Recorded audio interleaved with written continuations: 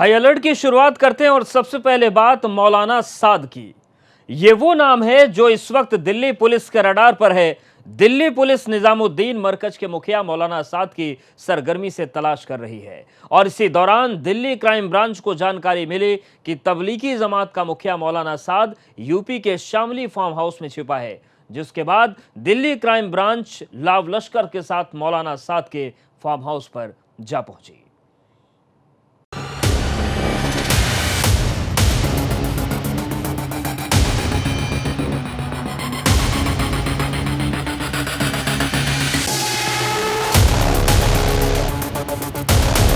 मौलाना साद के farm house में छापेमारी।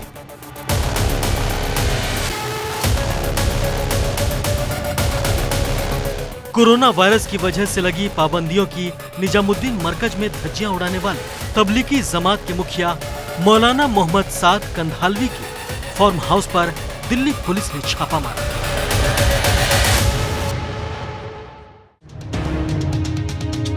साद के फार्म हाउस में छिपे होने की खबर। यूपी के शामली स्थित मौलाना के फार्म हाउस पर दिल्ली पुलिस की क्राइम ब्रांच की टीम की छापेमारी हुई। दिल्ली पुलिस की टीम वायरस के खतरे को देखते हुए पुलिस पीपीई किट के साथ पहुंची थी। साद पर सैकड़ों जिंदगियों से खिलवाड़ के आरोप। दिल्ली के निजामुद्दीन मरकज में तबलीगी जमात का आयोजन मौलाना साद ने कराया था, जिसमें तकरीबन 5000 लोग शामिल हुए थे, जिसमें से करीब 2000 लोग कार्यक्रम खत्म होने के बाद मरकज में रुके रहे थे। कोरोना वायरस के संक्रमण के बीच में भी दिल्ली के निजामुद्दीन मरकज में 3 दिन की तबलीगी जमात का बड़ा आयोजन कराने वाले मौलाना साद पर दिल्ली पुलिस का शिकंजा काफी कस गया है। साद और मरकज से जुड़े अन्य लोगों के खिलाफ दिल्ली पुलिस ने कई कड़ी धाराओं के तहत मामला दर्ज किया है। मामले की जांच दिल्ली क्राइम ब्रांच कर रही है। इस बीच दिल्ली क्राइम ब्रांच को जानकारी मिली कि मौलाना साद शामली के फार्म हाउस में हो सकता है, जिसके बाद दिल्ली क्राइम ब्रांच यूपी के साथ कांधला स्थित मौलाना साद के फार्म हाउस पहुंची। इस वक्त हम शामली के कांधला उसी फार्म हाउस पे खड़े हैं जो मौलाना साद का है। आप देख सकते हैं ये वही मौलाना साद का फार्म हाउस है जिसे लग्जरी फार्म हाउस कहा जाता है। यहाँ पर सारी सुख सुविधाएं मौजूद हैं और इसी फार्म हाउस पर आज दिल्ली क्राइम ब्रांच की टीम दबिश देने आई है। साथ में शामली पुलिस भी मौजूद है। ये दिल्ली पुलिस क्राइम ब्रांच की गाड़ी है। इसके अलावा एक गाड़ी और सामने खड़ी हुई है, ये भी गाड़ी है। 2 गाड़ियों से दिल्ली क्राइम ब्रांच की टीम आई हुई है और इस फार्म हाउस के अंदर पिछले 1 घंटे से सर्च ऑपरेशन चल रहा है। उम्मीद जताई गई है कि मौलाना साद इसी में छुपा हुआ है, लेकिन मौलाना साद इसके अंदर है या नहीं है, अब क्राइम ब्रांच जब बाहर निकलेगी उसके बाद ही पता चल पाएगा। करीब 2 घंटे के सर्च ऑपरेशन के दौरान टीम को मौलाना साद तो नहीं मिला, लेकिन इस दौरान टीम ने फार्म हाउस में मौजूद नौकरों से पूछताछ की। जानकारी ये भी है कि मौलाना से जुड़े कुछ अहम दस्तावेज टीम के हाथ लगे हैं। दिल्ली मरकज के प्रमुख मौलाना साद का है। आप देख सकते हैं ये वही फार्म हाउस है जहां दिल्ली क्राइम ब्रांच की टीम पहुंची थी। पिछले 2 घंटों से यहां पर सर्च ऑपरेशन चलाया गया था। जानकारी मिली थी कि मौलाना साद इसी फार्म हाउस में छुपा है, लेकिन मौलाना साद तो नहीं मिला, लेकिन दिल्ली क्राइम ब्रांच को कुछ अहम दस्तावेज और सबूत यहाँ हाथ लगे हैं, जिसको लेकर के दिल्ली क्राइम ब्रांच यहाँ से निकल चुकी है। हालांकि मीडिया के लोगों ने उससे बात करने की कोशिश की तो उन्होंने बात करने से मना कर दिया है, लेकिन बॉडी लैंग्वेज से ये जानकारी जुटाई जा सकती है कि कुछ अहम दस्तावेज दिल्ली क्राइम ब्रांच को ज़रूर हाथ लगे हैं। और जब दिल्ली क्राइम ब्रांच यहाँ पहुँची थी तो सुरक्षा के पुख्ता इंतजाम शामली पुलिस ने किए थे, क्योंकि मौलाना साद के समर्थक बहुत ज़्यादा तादाद में हैं। 3 दिन के तबलीगी जमात के आयोजन में देश विदेश के हजारों लोग शामिल हुए थे। इसी मामले में मौलाना साद के खिलाफ मुकदमा दर्ज किया गया था। तभी से मौलाना साद की तलाश की जा रही है। इसके अलावा ईडी ने मरकज को मनी लॉन्ड्रिंग के मामले में भी केस किया है। बलराम पांडे, शामली, एबीपी गंगा। सुरक्षा में कोई चूक ना हो, इसलिए भारी तादाद में पुलिस फोर्स तैनात कर रखी थी। शामली से वीडियो जर्नलिस्ट दीपक शर्मा के साथ बलराम पांडे, एबीपी गंगा। तो दिल्ली के निजामुद्दीन मरकज में सैकड़ों कोरोना संक्रमितों को छुपा कर रखने के आरोपी तबलीगी जमात के मौलाना साद की मुश्किलें अब बढ़ रही हैं। मामला सामने आने के बाद आज जब जैसे ही क्राइम ब्रांच को यह सूचना मिली कि मौलाना साद का ठिकाना शामली में हो सकता है, फार्म हाउस में हो सकता है, उसके बाद दिल्ली क्राइम ब्रांच की जो टीम थी वो पहुंची। सभी जो 6 से 7 उनके कर्मचारी थे वो पीपीई किट से लैस थे और शामली पुलिस भी उनके साथ मौजूद थी। दिल्ली की निजामुद्दीन मरकज में सैकड़ों कोरोना संक्रमितों को छिपा कर रखने के आरोपी तबलीगी जमात के मौलाना साद की मुश्किलें बढ़ती जा रही हैं। मामला सामने आने के बाद से लगातार मौलाना साद गायब हैं, लेकिन अब मौलाना साद के खिलाफ मनी लॉन्ड्रिंग का केस दर्ज हो गया है।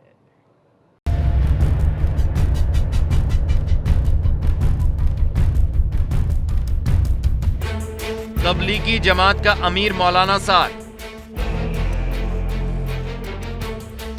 कोरोना फैलाने का आरोपी मौलाना साद। दिल्ली समेत देश के कई हिस्सों में कोरोना वायरस फैलाने के सबसे बड़े आरोपी के तौर पर पहचान बना चुका मौलाना साद अंडरग्राउंड हो गया है।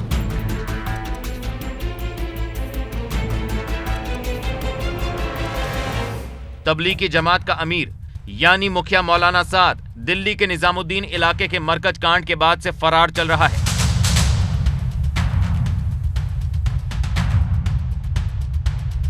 अट्ठाईस मार्च को निजामुद्दीन मरकज में तबलीगी जमात के हजारों लोगों का मामला सामने आने के बाद से ही मौलाना साद फरार है और तभी से दिल्ली पुलिस मामला दर्ज कर मौलाना साद की तलाश में लगी हुई।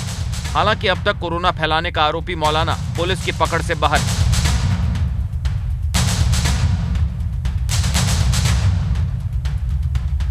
लेकिन 3 हफ्तों से पुलिस की गिरफ्त से बचने के लिए छिपते फिर रहे मौलाना साद के खिलाफ शिकंजा कसने लगा है। प्रवर्तन निदेशालय ने मौलाना साद के खिलाफ मनी लॉन्ड्रिंग का केस दर्ज किया है। दरअसल मौलाना साद पर विदेशों से भारी भरकम फंड लेने का आरोप है। ईडी के मुकदमे में मौलाना समेत 7 लोगों के नाम शामिल हैं और जल्द ही सभी को पूछताछ के लिए बुलाया जा सकता है।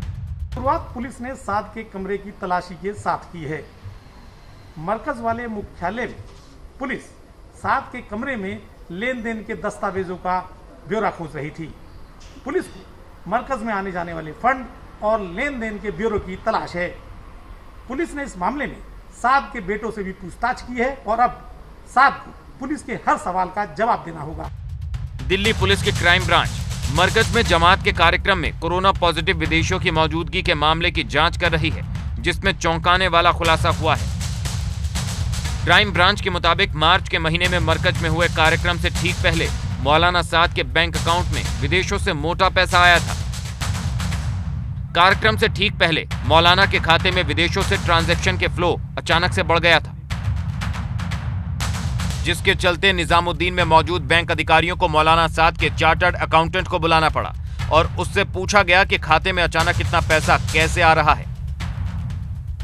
बैंक अफसरों ने मौलाना के सीए से पैसों के सोर्स की भी जानकारी मांगी थी।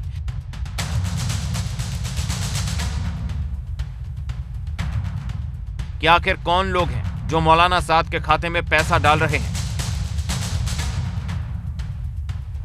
और इतने पैसों को किस मकसद के लिए भेजा गया है। लेकिन इस मामले में तबलीगी जमात के प्रवक्ता के अलग ही तर्क है। तबलीगी जमात के मुताबिक विदेशों से जो भी पैसा आया वो मौलाना साद के निजी खातों में भेजा गया। ऐसे में मनी लॉन्ड्रिंग जैसे किसी भी तरह के आरोप बेबुनियाद है। नहीं, मुझे तो मैंने अकाउंट नहीं चेक किया कौन सी कहाँ से अचानक आ गई। दूसरी चीज़ आपने बताया कि उनके अकाउंट में आई है। मैं आपको बता दूं, आज की तारीख में अगर कोई आदमी को लीगल मनी चाहिए होगी तो वो अपने अकाउंट में नहीं मंगाएगा। इवन आप नॉर्मल ट्रांजैक्शन 10-20 हज़ार के लोग जब कहते हैं तो मना करते कि नहीं अकाउंट में मत करना। तो मुझे नहीं लगता है कि किसी तरीके का कोई गलत काम हुआ होगा। ये सिर्फ एक साजिश है। मैंने जैसे आपको बताया शुरू में, मतलब आपका कहना है कि ईडी जो जांच में जो सब कुछ पा रही है वो साजिश। मैंने कुछ भी नहीं कहा ऐसा कि वो गलत है कि नहीं। मैंने कहा कि आज की तारीख में हर आदमी को पता है कि अकाउंट में अपना पैसा नहीं मंगाना है। तबलीगी जमात के पास भले ही मौलाना साद के खातों में विदेशों से आने वाले रुपयों का कोई जवाब नहीं हो, लेकिन बैंक ने मौलाना के अकाउंट में होने वाले ट्रांजैक्शन का जवाब न मिलने पर बैंक अकाउंट पर रोक लगाने की हिदायत भी दी थी। और अब भी विदेशी फंड की जानकारी नहीं मिलने के बाद क्राइम ब्रांच और ईडी ने मरकज में फंडिंग के हवाला कनेक्शन को भी खंगालना शुरू कर दिया है। Bureau report, ABP Ganga. Corona संक्रमित जमातियों को मरकज में छिपाने का आरोपी मौलाना साद 28 मार्च के बाद से पुलिस की पकड़ से दूर है। दिल्ली पुलिस की क्राइम ब्रांच इस मामले की जांच कर रही है और लगातार मौलाना की तलाश में लगी है, लेकिन अब तक मौलाना साद का कोई सुराग हाथ नहीं लग पा रहा है।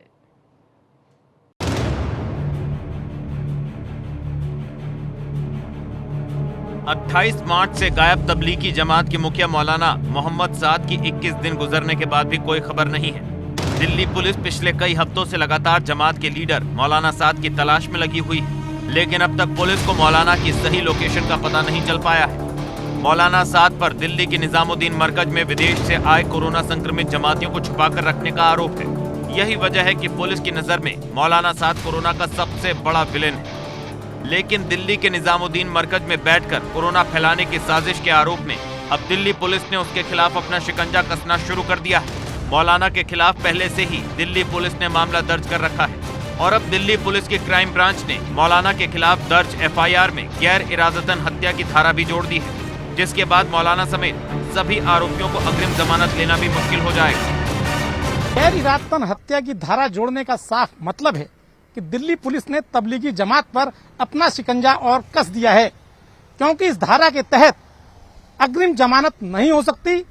28 मार्च को निजामुद्दीन मरकज में कोरोना संक्रमित जमातियों का मामला सामने आने के बाद से ही मौलाना साद गायब है। तब उसने खुद को क्वारंटीन करने की बात कही थी, लेकिन 14 दिन की क्वारंटीन की मियाद खत्म होने के बावजूद ना तो मौलाना साद का पता चला है और न ही उसका कोई सुराग हाथ लगा है। लेकिन तबलीगी जमात का कहना है कि मौलाना साद ना तो फरार है और ना ही छिप रहा है और वक्त आने पर वो खुद ब खुद सबके सामने आ जाएगा।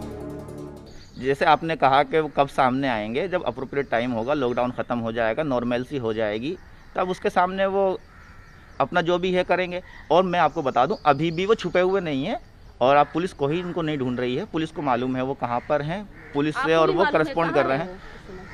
हर एजेंसी को मालूम है, मुझसे क्या पूछ रहे हैं? उनके प्रवक्ता हैं, आप बताइए कहाँ है वो इस समय?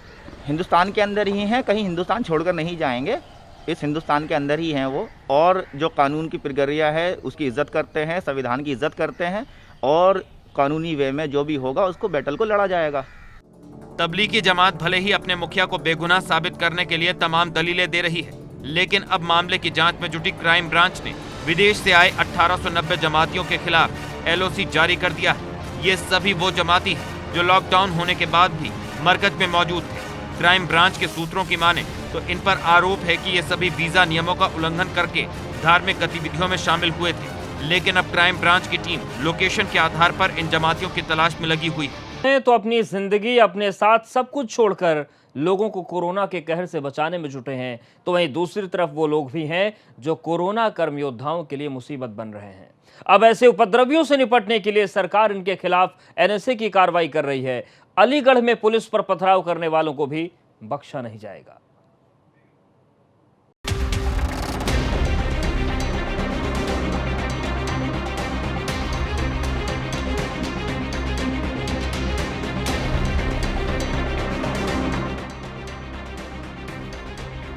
पुलिस पर पथराव की ये तस्वीरें नई नहीं हैं। इस तरह की अब तक प्रदेश के कई जिलों से तस्वीरें सामने आ चुकी हैं और हर बार पुलिस इन उपद्रवियों का शिकार बनती है। कोरोना के कर्म योद्धाओं पर इस तरह के हमले लगातार हो रहे हैं। पुलिस और स्वास्थ्य विभाग की टीम पर हमले के पीछे किसकी साजिश रही है और क्यों ये हमले होते जा रहे हैं, अभी तक ये सवाल बना हुआ है। लेकिन इन साजिशों को बेनकाब करने के लिए यूपी सरकार सख्त जरूर नजर आ रही है। लगातार हो रहे हमलों को रोकने के लिए कानून का शिकंजा कसा जा रहा है और हमलावरों पर NSA जैसी बड़ी कार्रवाई के आदेश जारी किए गए हैं। पथराव की ये तस्वीरें अलीगढ़ के भुजपुरा सब्जी मंडी की हैं, जब बीते दिन जिला पुलिस यहां पर लॉकडाउन का पालन कराने के लिए पहुंची थी। तभी उपद्रवियों ने पुलिस टीम पर पथराव शुरू कर दिया था। हालांकि पुलिस की तरफ से भी जवाबी कार्रवाई की गई और उपद्रवियों को पीछे हटना पड़ा। कल चौकी बोजीपुरा में कल सुबह घटना हुआ था। वहाँ पे कुछ लोग पुलिस के ऊपर पथराव किया था और उसके बाद पुलिस ने तुरंत FIR वहाँ पे स्थिति सामान्य किया है और पुलिस ने तुरंत FIR दर्ज कराई सभी धारा में, खासतौर से पुलिस के ऊपर मजामत करना में और साथ साथ 144 से उल्लंघन करना में और इस पे बीमारी फैलने वाला सभी धारा से एफआईआर दर्ज करा के हम लोगों ने नामजद 34 लोग का 34 लोग का नामजद एफआईआर दर्ज कराया और 50 लोग अज्ञात किया है। और पुलिस ने कल तुरंत शाम तक 2 घंटे के अंदर 8 लोग गिरफ्तारी कराए है। 100% होगा जो भी आदमी पुलिस के ऊपर मुजामत करने की कोशिश करेंगे इस समय लॉकडाउन का पालन करने में उनके खिलाफ एनएसए सख्ती से लगाएंगे। एनएसए की कार्रवाई शुरू होगी। कल से लेकर आज तक में पुलिस ने 8 लोगों को गिरफ्तार किया है, साथ ही 34 लोगों के खिलाफ नामजद रिपोर्ट दर्ज की है। इसके अलावा 50 अज्ञात के खिलाफ भी गंभीर धाराओं में केस दर्ज किया गया है। स्वास्थ्य विभाग और पुलिस कर्मियों पर लगातार हो रहे हमलों ने सरकार को भी चिंता में डाल दिया है और अब इन हमलों का हल निकालते हुए सरकार ने कोरोना कर्मी योद्धाओं पर हमले करने वालों के खिलाफ एनएसए के तहत कार्रवाई की बात कह दी है। मतलब साफ है कि अब हमलावरों को किसी भी सूरत हाल में बख्शा नहीं जाएगा। अलीगढ़ से प्रदीप की रिपोर्ट, एबीपी गंगा। न तो लोग घरों से बाहर निकलने से मान रहे हैं और न ही वारदातें रुक रही हैं। कुछ ऐसी खबरों पर एक नजर डालते हैं। गाजियाबाद में दबंगई का एक वीडियो सामने आया है जिसमें लोनी इलाके में एक शख्स लोगों को हाथ में तलवार लेकर डराता दिख रहा है। इतना ही नहीं, सिरफिरे ने तलवार के हमले से एक युवक को गंभीर रूप से घायल भी कर दिया, जिसे इलाज के लिए अस्पताल में भर्ती कराया गया है। लॉकडाउन के दौरान इस तरह की वारदात पुलिस की मुस्तैदी पर सवाल खड़े कर रही है। लखनऊ में एक और लड़की का वीडियो सामने आया जिसमें लड़की पुलिस कर्मियों से उलझती हुई दिखाई दे रही है। मामला हजरतगंज इलाके का है। किराने की दुकान पर खरीदारी करने पहुंची ये लड़की बिना मास्क के घूम रही थी, जिस पर सुरक्षा में तैनात महिला पुलिस कर्मियों ने जब इस लड़की को टोका तो लड़की उनसे बहस करने लगी और अभद्रता शुरू कर दी, जिसके बाद मौके पर महिला पुलिस अधिकारी पहुंची और आरोपी लड़की को घर भेजा गया। आगरा में एक सीसीटीवी फुटेज सामने आया जिसमें कुछ लड़के एक शख्स की लाठी डंडों से पिटाई करते दिख रहे हैं। ये वीडियो बाह थाना क्षेत्र के जुलाहापुरी कस्बे का बताया जा रहा है। लोगों के मुताबिक इलाके के दबंगों ने जिस लड़की की पिटाई की है वो मानसिक रूप से विक्षिप्त है और अक्सर लोगों पर कमेंट करता रहता है। इसी बात से गुस्साए दबंगों ने मानसिक विक्षिप्त युवक की डंडों से जमकर पिटाई की। इलाके के लोगों ने आरोपियों के चंगुल से पीड़ित को छुड़ाया। दबंगों के हमले में पीड़ित गंभीर रूप से घायल हुआ है। देश में लॉकडाउन के बाद से कई प्रदेश और दूसरे जिलों में मजदूर फंस गए हैं जो किसी भी सूरत में अपने घरों को पहुंचना चाहते हैं। कौशाम्बी के 44 प्रवासी मजदूर महाराष्ट्र के नासिक और मुंबई से एक कंटेनर में छिपकर पहुंचे, लेकिन फतेहपुर और कौशाम्बी बॉर्डर पर तैनात सुरक्षा कर्मियों ने कंटेनर को रोक लिया। जब कंटेनर की चेकिंग की गई तो उसमें 44 मजदूर मिले। फिलहाल प्रशासन ने सभी को क्वारंटीन सेंटर भेज दिया है। उसमें और ड्राइवर लेकर 44 लोग हैं। हमारी फिरातू सैनिक थाना अध्यक्ष और सीओ साहब ने जो है उसको पकड़ लिया है और सभी लोगों को जो है यहाँ बाबू सिंह इंटर कॉलेज है, डिग्री कॉलेज है, इसमें जो है हम लोग उनको 14 दिन के लिए क्वारंटाइन करेंगे। सहारनपुर में पुलिस को यमुना नदी के किनारे एक युवती की लाश मिली है। मिर्जापुर थाना क्षेत्र में लाश मिलने की जानकारी से जिले में हड़कंप मच गया। लॉकडाउन के बावजूद युवती की लाश का मिलना कई तरह के सवाल खड़े कर रहा है। फिलहाल पुलिस ने युवती की शिनाख्त कर ली है। युवती चिलकाना इलाके के पठेड़ गांव की बताई जा रही है। उत्तराखंड में लॉकडाउन का 1 महीना पूरा हो चुका है, लेकिन अभी भी लोग अपनी हरकतों से बाज नहीं आ रहे हैं। धीरे धीरे देहरादून की सड़कों पर लोगों की आवाजाही बढ़ी है। हालांकि पुलिस का कहना है कि अनावश्यक रूप से घूमने वाले लोगों पर कार्रवाई की जा रही है, लेकिन बावजूद इसके लोगों को सड़कों पर निकलना बदस्तूर जारी है। आपको बता दें कि देहरादून रेड जोन में आता है। जो जहाँ पे जिस लेवल की रिक्वायरमेंट है वैसे काम हो रहा है।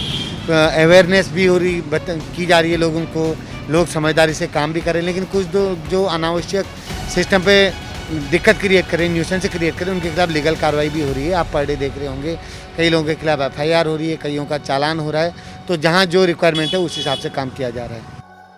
कानपुर में पिछले कुछ दिनों में कोरोना संक्रमितों की संख्या में तेजी से इजाफा हुआ है। बावजूद इसके सरकारी महकमे लापरवाही बरत रहे हैं। जिला अस्पताल उर्सला में संक्रमित मास्क और PPE किट को आवासीय परिसर में खुलेआम फेंका जा रहा है, जिससे यहां पर रहने वाले लोगों में संक्रमण का खतरा पैदा हो गया है। इतना ही नहीं, कोरोना संक्रमित मरीज को लाने वाले एम्बुलेंस की आवासीय परिसर में धुलाई भी की जाती है। कई बार लोगों ने CMO से इसकी शिकायत भी की, लेकिन अधिकारी लगातार मामले की अनदेखी कर रहे हैं। एक तो यहाँ पर CMO साहब ने कंट्रोल रूम बनाया है और यहाँ पर ऑफिस बना दिए हैं और इसमें जितने भी यहाँ से कंट्रोल रूम में जितने फ़ोन आते हैं, यहाँ से एम्बुलेंस खड़ी बगल में ये, इन एम्बुलेंस से उन सस्पेक्टेड मरीजों को पूरे ज़िले से लेकर यहाँ पर आते हैं और फिर उनको यहाँ से कहा जाते हैं। जो लोग PPE किट पहन के सब लोग जाते हैं यहाँ से, वो पीपी किट देख के यहाँ से उन्होंने उठाया, यहाँ पर डाल दिया। आपके सामने यहाँ पर सब पूरी पड़ी हुई है। तो यहाँ पर हम लोगों के सामने बिल्कुल आवास है यहाँ पर, और उसको यहीं डिस्ट्रॉय कर देते हैं और इस तरह से फेंक देते हैं, जिससे कि संक्रमण पूरी तरह फैलने का चांस है यहाँ पर। उधम सिंह नगर जिले के खटीमा इलाके में एक लड़की ने जहर खाकर जान देने की कोशिश की। मामला सितारगंज की बाईपास कॉलोनी का है। यहाँ रहने वाली नाबालिग लड़की ने घर में जहरीला पदार्थ खा लिया, जिससे उसकी हालत बिगड़ने लगी। परिजनों ने बेटी को सरकारी अस्पताल में भर्ती कराया, लेकिन हालत नाजुक होने पर लड़की को हायर सेंटर रेफर कर दिया गया है। नाबालिग ने जहर किन कारणों से खाया, इसकी जानकारी अभी नहीं है। सितारगंज की बच्ची है, 15 साल की बच्ची है, 15 नाम है, और इसने जहर खाया है। जो परिजन इसने बता रहे हैं वो चूहे मारने की दवाई इसने खाई है। हमने प्राथमिक उपचार यहाँ कर दिया है, इसको रेफर किया गया हनुमानी में। ये कहाँ की कंडीशन थोड़ी सीरियस है, अभी 9:45 का मामला है। अमरोहा पुलिस की गौ तस्करों के साथ मुठभेड़ हुई, जिसमें पुलिस ने एक तस्कर को गिरफ्तार किया है, जबकि उसके 4 साथी फरार होने में कामयाब रहे। पुलिस के मुताबिक मुखबिर से जानकारी मिली थी कि इलाके में गौ तस्करी की जा रही है। इस सूचना के आधार पर जब छापेमारी की गई तो तस्करों ने पुलिस टीम पर फायरिंग कर दी, जिसके जवाब में पुलिस ने भी फायरिंग की। जवाबी कार्रवाई में एक तस्कर घायल हो गया। इस दौरान उसके बाकी साथी फरार होने में कामयाब रहे, जिनकी तलाश में पुलिस की टीम लगी है। जंगल में गौकशी की जा रही है, जिस पर उन्होंने घेराबंदी करते हुए आगे बढ़े, और इस पर जो गौकशी करने वाले लोग हैं उन्होंने पुलिस पार्टी पर फायर किया। जवाबी कार्रवाई में एक व्यक्ति को गोली लगी है और उसके साथी फरार हैं, जिनकी कॉम्बिंग की जा रही है। जो व्यक्ति घायल है उसको तत्काल अस्पताल लाया गया है, उसका इलाज करवाया जा रहा है, और आगे कॉम्बिंग कर दूसरे उसके सहअभियुक्तों को गिरफ्तार करने की पुलिस कार्रवाई कर रही है। नेपाल से भारत में लोगों के आने का सिलसिला थम नहीं रहा है, इसीलिए खटीमा में भारत नेपाल बॉर्डर की चौकसी और बढ़ा दी गई है। लॉकडाउन के दौरान एसएसबी और स्थानीय पुलिस लगातार पेट्रोलिंग कर रही है। अधिकारी के मुताबिक सूचना है कि नेपाल के रास्ते रोहिंग्या और कोरोना संक्रमित जमाती भारत में प्रवेश कर सकते हैं। भारत नेपाल सीमा में अवैध गतिविधियां न हो, कोई इस तरह से जो लोग कोरोना एक्टिव नेपाल से आने की बात चली थी, रोहिंग्या हुआ या चाहे जमाती लोग जो आने की संभावना बन रही थी, तो उसके मद्देनजर उत्तराखंड पुलिस प्लस एसएसबी के जवानों द्वारा हम लगातार पेट्रोलिंग बनाए रखते हैं, और जो आज हम भी पेट्रोलिंग कर रहे हैं।